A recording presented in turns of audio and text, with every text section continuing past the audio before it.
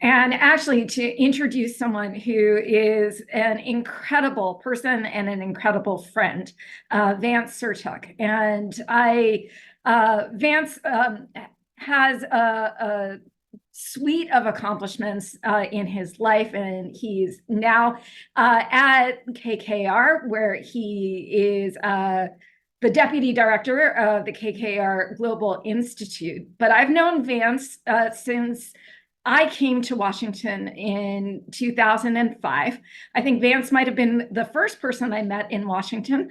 And I've had the great pleasure of watching his career from his time in a think tank at the American Enterprise Institute to his time on the Hill working for Senator Joe Lieberman, and then on committee staff, and then out into the broader world.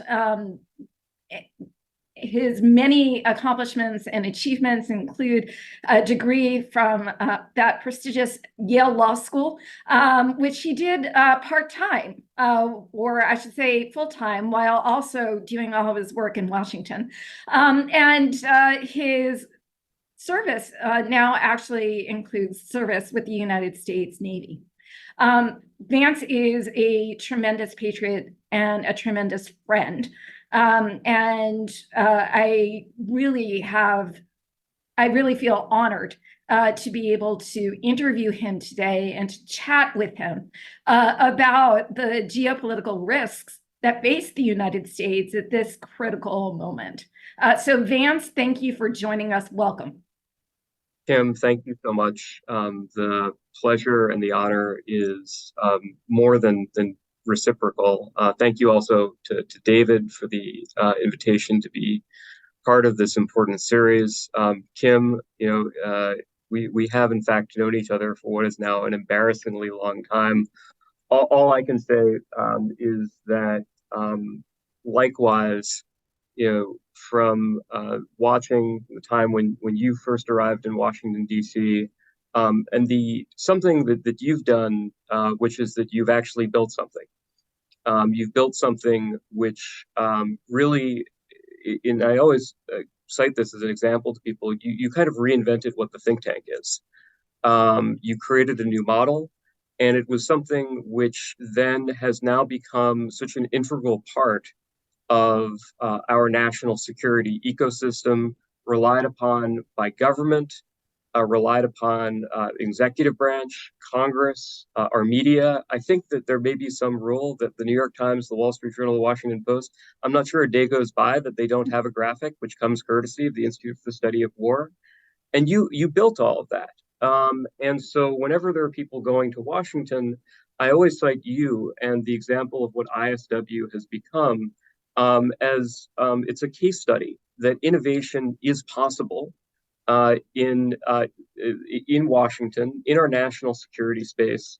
And moreover, it was the best kind of innovation in that it created and provided something that people didn't even know that they needed. But once it was there, the thought of living without it was impossible. And I can go on about the stories about you briefing people like Senator McCain and Senator Lieberman, about people from inside the executive branch, including from our intelligence community, coming and telling us, actually, to be totally candid, the work that ISW is doing, which is open source, is better than the work that we're able to produce, and we're trying to figure out how they do it. So I hope for all of those reasons, this can be a two-way conversation, not just a one-way interview, because I'm as eager to hear from you, as always, about how you're thinking about geopolitics, geopolitical risk, as well as geopolitical opportunity for the United States. Frankly, much more so than offering my own thoughts, which I'm not sure are going to live up to much. But let's get it going.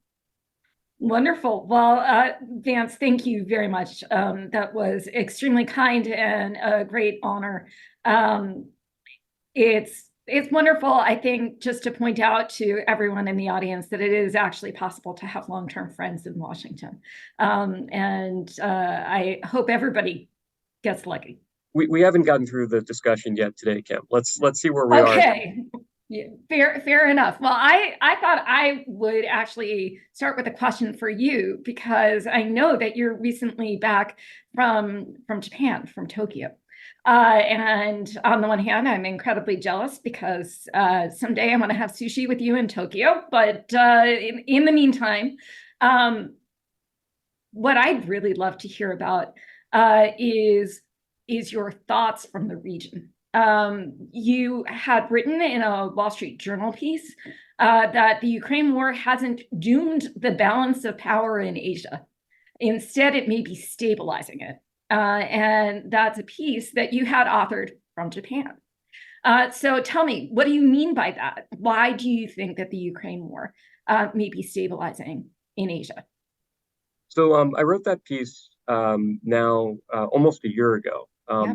for a previous trip to cross the Indo-Pacific, and I described the what I wrote at the time as aspirational slash fingers crossed inspirational. Mhm. And the argument was basically this: there's a school of thought out there which is not, I think, unrooted in actually some reality that the biggest challenge that we face is long term, medium term from the PRC, and that anything which distracts us from that challenge, anything which draws resources away from that challenge, is a huge vulnerability, an incredible risk. And therefore, as terrible as the situation in Ukraine, as terrible as the situation might be when things arise in the Middle East, we just can't afford to get drawn in anywhere else right now. And it reflects the state of our defense industrial base. It reflects the fact that, our munition stockpiles are not what they need to be. And I agree with all of those criticisms and critiques about the state of our defense industrial base, where versus where we need to be. What I was arguing, however, was a bit of a historical, which is if you think back to the early Cold War, the principal theater of the Cold War was in Europe. And by the end of the 1940s, 1950, we had put in place a set of institutions, most importantly NATO, for that European theater to include the Article 5 security guarantee saying in the event that the Soviet Union attacked our European allies, we would be obligated then to come to their defense. The problem was that while we made those commitments, they were basically hollow. It was a bluff. We did not have the military infrastructure in Europe. We didn't have the forward presence. We didn't have the defense industrial base. We didn't have war plans. We didn't have a military commander for NATO in the event that actually that got called. So what happens? Well, what happens is the Korean War. What happens is that North Korea in 1950 invades South Korea, and all of a sudden, this turns out to be a massive wake-up call for the United States, for the West. The realization that, oh my God, we live in a world where, in fact, these communist regimes really can engage in cross-border aggression against our side of the line. And so, in addition to responding with our intervention in South Korea, we end up with NSC 68, right, which had been sitting on President Truman's desk, and he had looked at it and said, this is going to be way too expensive. I can't afford this. But in the aftermath of that North Korean attack on South Korea, what are the consequences? We end up actually putting a very large forward deployed presence into Europe for the first time since World War II. We appoint a Supreme Allied Commander of NATO, this person named Eisenhower, who had done a couple of other notable things. We actually start developing war plans to say, well, if we actually have to defend Western Europe, how would we do it? And a whole set of other things, right? So that's the consequence. And in this bizarre kind of way, this conflict, which was in a peripheral theater of the Cold War, often Northeast Asia, a place that everyone thought had secondary importance, ends up actually reinforcing the position of the United States, the West, with respect to its hard power capabilities in the principal theater of the Cold War. So my aspirational plea a year ago was to say, well, look, what can the Ukraine war do if we are try to turn this tragedy, this horrible act of aggression by Vladimir Putin to our advantage? Well, it should be a wake-up call. It should be a wake-up call about the things that we need to be doing differently, not just in the European theater, but even more importantly, in the Indo-Pacific. And the country which I think was on the leading edge of trying to kind of galvanize this response was Japan. So Japan, in the aftermath of the Russian invasion of Ukraine, set about make a really dramatic commitment to double its defense spending. And when you're the number three economy in the world, doubling your defense spending is actually a pretty big deal, right? This means that they're moving up, and by the end of the decade, will be, if things track out and if they're able to meet their commitments, they'll be the third largest military spender on the planet after the United States and after China. So that's a pretty profound thing for the overall military balance. And the things that they're focused on are all about how do we create a sense of deterrence. The Prime Minister Kishida's argument throughout 2022 and 2023 was, we don't want Europe's present to become Asia's future. Ukraine was a failure of deterrence. We can't afford that here, so therefore we need more hard power capability. My hope was two things. One, the Japanese government actually now has to execute on that.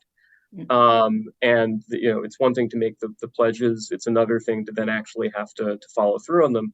Second, my hope and my plea was that I hope that the United States also takes broader inspiration from this, and that we use the Ukraine war again as a kind of wake-up call as we recognize that not only do we need to be able to be producing more munitions for the sake of the Ukrainians, but also because, as now is been very thoroughly and publicly reported, when there are exercises and war games about the Western Pacific, they often end in ways that are pretty unattractive because of insufficient stockpiles of things like long-range fires. As I said, as you mentioned, I was just back in Japan, and I would say that the progress has been mixed. Some good news. They are continuing and are actually making meaningful ratchets in their defense spending. So those numbers are meaningfully going up. The budget forecast for next year is about 15-16% year on year. They're actually pulling to the left certain key programs, including their domestically produced cruise missile. And the focus that they have, I think, are a lot of the right systems, which is to say long-range fires, unmanned systems, very large numbers of small things, kind of turn anti-access area denial against the PRC. So those are all positive things. They have passed a very meaningful revision of their export controls, which will allow them to sell back to the United States weapons that are produced in Japan under license, like Patriot interceptors. One of the things that we were discussing is, are there ways that can be accelerated and actually ramped up? Japan obviously has very meaningful manufacturing capabilities. And we need all of our allies that have manufacturing capabilities, that aspire to manufacturing capabilities, I think, to step in to the fore with respect to being able to add to a collective defense industrial base. But there's also still a number of things that are more challenging on the Japanese side, which we can talk about, including just the overall diminished political momentum and strength around this particular government, and some of the frictions that emerge. And then secondarily, I would say on the U.S. side, unfortunately, I think you look at sort of the state still of our defense industrial base, of some of the reforms that have been discussed but are not yet really in practice. I wish I could say that I saw sort of an NSC 68 like galvanizing change. I don't think that we're there yet. I think we're still probably under the Winston Churchill line about, Americans will do the right thing, but just after they try everything else.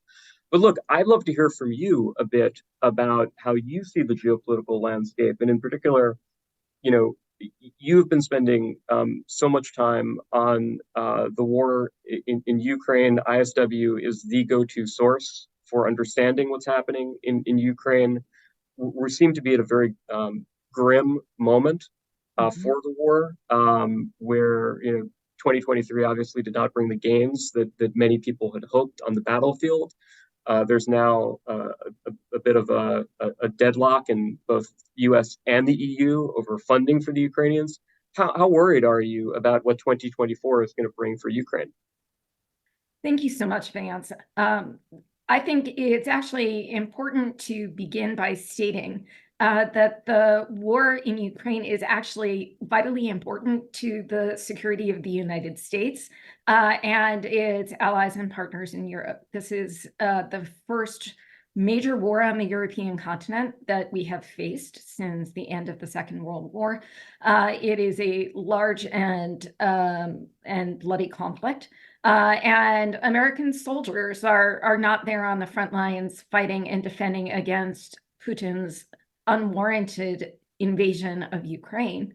The Ukrainians are there defending Ukraine, and in doing so, they are actually taking a lot of military assets and depriving the Russians of their ability to use those assets elsewhere in Europe in support of Putin's expansionist and aggressive revanchist vision.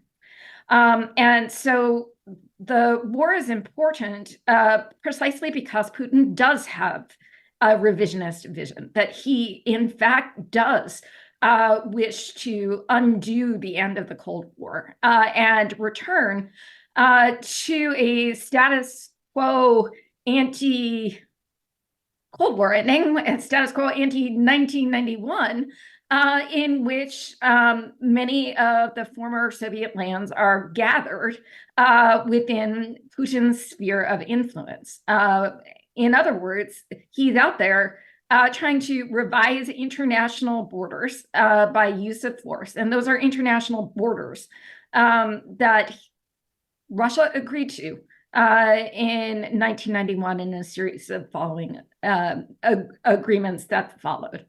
I think that's very important because the first thing that's at stake in Ukraine is the principle of sovereignty and of whether an armed aggressor can revise the international order by use of force. And we can't lose sight of that because, among other things, the world is watching to see whether or not Ukraine can withstand Putin and whether the United States will actually stand with Ukraine in its defense and in the defense of Europe.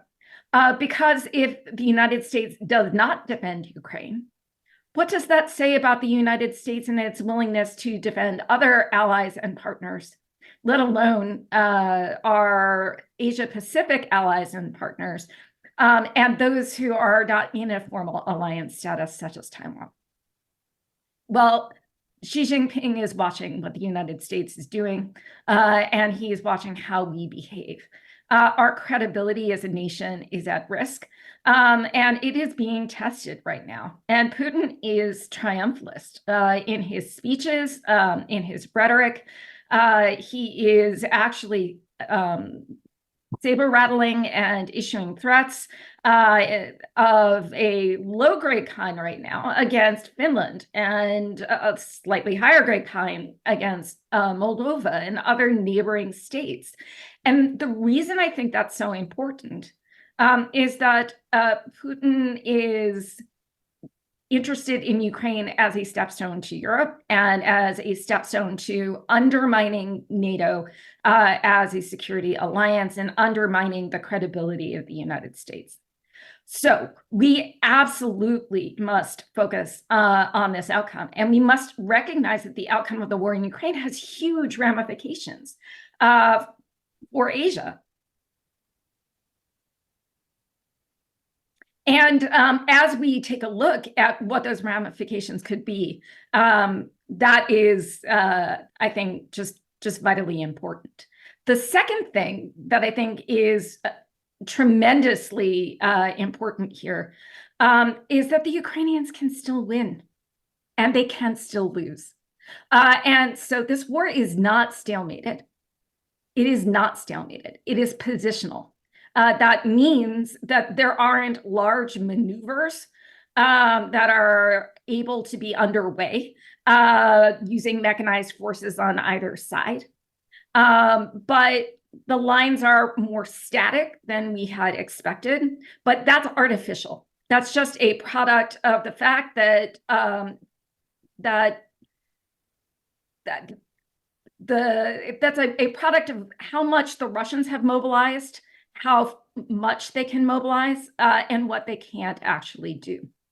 The war in Ukraine is winnable by Ukraine, and it's also losable by Ukraine. And the biggest difference between whether Ukraine wins and whether Ukraine loses is, first and foremost, whether the United States, its allies and partners in NATO, and other like-minded countries actually provide the financial and military support that Ukraine needs in order to sustain the high-scale combat operations that are actually required to continue to whittle away the Russian army at the rate that Putin is mobilizing it, and to regain maneuver capability on the battlefield, to regain some terrain. So 2024 depends, obviously it depends on the Ukrainians, but it also depends on us.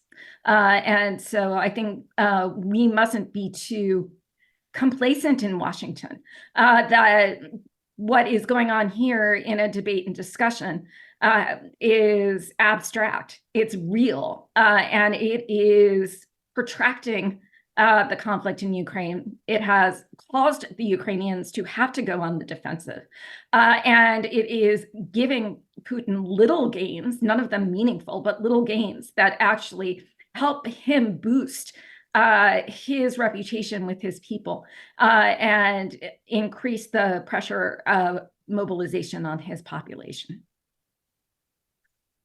Kim, I agree with all of your analysis. I mean, I think one of the things which is you occasionally hear is this idea that says, well, look, you know, what does it really matter in the event that you know, Ukraine is lost? It's not a member of NATO, and moreover, we have potential interests with Russia. Maybe we can try to pull them into some sort of relationship with us against China in the long run.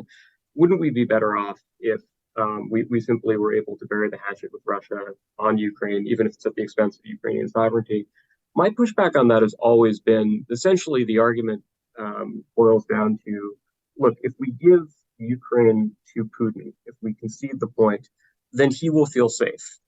And I think that the challenge with that is that when you look at the totality of Putin's history, of Russian history, the idea that you're going to be able to ever make him feel sated or secure is just really unsupported by the facts. During the Cold War, Soviet Union had half of Europe.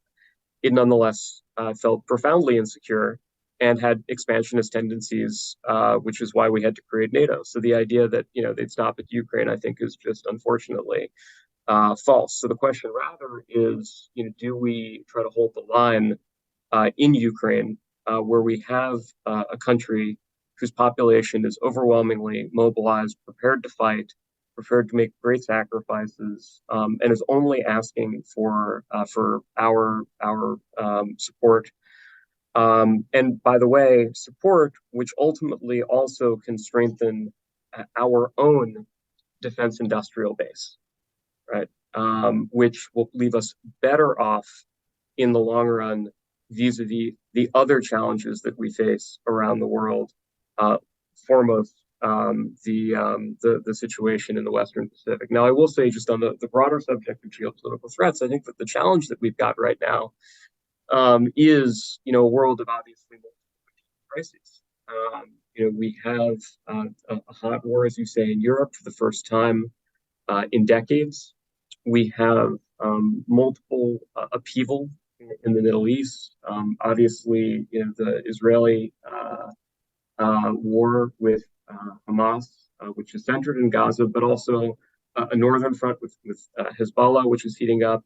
Iranian-backed provocations across the map, from Syria to Iraq to, most significantly for the global economy, The Houthis, who over the last now half decade have been armed to the teeth with increasingly capable weapons by the Iranians, which I think we look back in hindsight, we say we kind of looked the other way while it happened because we did not want to have to endure the costs of taking that challenge on. Now, unfortunately, we're paying some of the price of that. And I also would say, I mean, look, as we look to the Indo-Pacific, the overwhelming focus, for good reason, is on the threat posed by the increasingly capable military and intelligence capabilities of the PRC. I'm someone, though, who also spends time worrying about North Korea, particularly this year. North Korea, I fear, is kind of like what Hamas was to the Israelis. North Korea, I fear, could be for us. It's the thing that you write off. It's the thing that we say, look, they're obviously, menace, and we have to, we have to deter them, but they're not suicidal. They're not going to do anything crazy. We kind of know the playbook. Every now and then they're going to create some provocation, and we then pay for the provocation to go away. And then there's another provocation, and that's the pattern. I hope that that's true. I think regardless, we're going to have a lot more provocation because they always do ratchet things up during election years, and there's a very strong and clear historical pattern of that. But some of the rhetoric coming out of Pyongyang is also really it's new, it's different, and it's quite unsettling. And so all of this just I think underscores that one, there's very, very little space for complacency. Two, I think that there is still a fundamental mismatch between the capabilities that we currently have, which are very much still a post-Cold War legacy, particularly on the hard power side, and the capabilities that we need. The need for much greater innovation and resourcing to begin to try to close the gap between all of these revisionist powers, which have been, in one form or another, at war with us, working against us, in competition with us, even if we were not aware that they were actually doing all of these things, or we weren't as focused on it as we might have been. And so that's the sort of situation I think that we find ourselves in. It's very, very tough. And sadly, I think that there's much less time at our disposal than there was until if we were having this conversation just a few years ago. Vance, I agree wholeheartedly. The United States is at a moment of great peril. Our enemies are rallying one another and creating a nexus of support for themselves. That poses great risk to the United States, but we also have great opportunity if we actually recognize that this is an early warning, that we are not ready for what the world is bringing our way, that we actually have to prepare our defense industrial base, that it has to be a common one across like-minded peoples and states, and that if we act now, we still act in time to preserve our strength, our safety, and our way of life. But our enemies are going to keep that at risk. And I think you have put that incredibly eloquently. So Vance, thank you so much for joining us today and for all of your insights into things geopolitical. And thank you for everything that you do in service to the United States. Kim, the thanks are mutual. As I said, I'm not sure how any of us would live without ISW these days. So while the world is in turmoil, we at least see that there is the possibility for innovation to begin to understand those challenges, and that understanding at least is the beginning of then being able to do what we need to do in response to those challenges. So thank you so much. Thanks for the privilege of this conversation. Thank you.